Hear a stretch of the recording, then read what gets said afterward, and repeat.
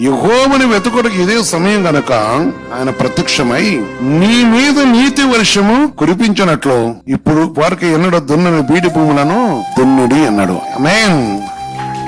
కనుక ఇక్కడ మనం చూస్తున్నప్పుడు ప్రభు ఆజ్ఞలు మనం చూస్తే కన్నీటితో విత్తువాడు అనే మాట మొట్టమొదటి ఉన్నాం. అదే విధంగా ప్రభువుని బట్టి పరిశుద్ధాత్మ దేవుని యొక్క సన్నిధిలో మనం చూస్తున్నప్పుడు కన్నీళ్లు తుడిచివేయటకును మన ఆశ స్థపనం చేయటకును దేవుడు ఇష్టపడేవాడు గనక నీతి వర్షం మన మీద కురవాలి. నీతి వర్షం ఎవరి మీద కురుస్తుందో వారు దున్నని బూడి భూములు దున్నుతారు. అంటే దీనికి పరిశుద్ధ దేవుని యొక్క సన్నిధిలో ప్రకటించే సువార్త ప్రకటించడం కాకుండా నీతి క్రియలు కలిగి ఉన్న ప్రతి వారిలో కూడా దేవుడు అద్భుత కార్యములు జరిగించేవాడు. వారి ద్వారా అనేక కార్యములు జరిగించుకుని ఇష్టపడుతున్నవాడు. మేన్ తన పరిశుద్ధ నాను బట్టి కరుణించి తన పరిశుద్ధమైన మాటను బట్టి మన వాతార్చన కోసం పరిశుద్ధాత్మ దేవుని సన్నిధిలో నీతి వర్షం నీ మీద కురిసే వరకు కూడా ప్రభు దగ్గర మనం కనిపెట్టుకొని ప్రభు దగ్గర మనం మొరపెడుతూ ప్రభుని అడుగుతూ ఎప్పుడైతే నీతి వర్షం కురుస్తూ నీతి అనేది ఎవరి మీద ఉంటుందో వారు పెట్టే మొరణ దేవుడు విని వారికున్న ప్రతి అక్కర్ల తీర్చేవాడు.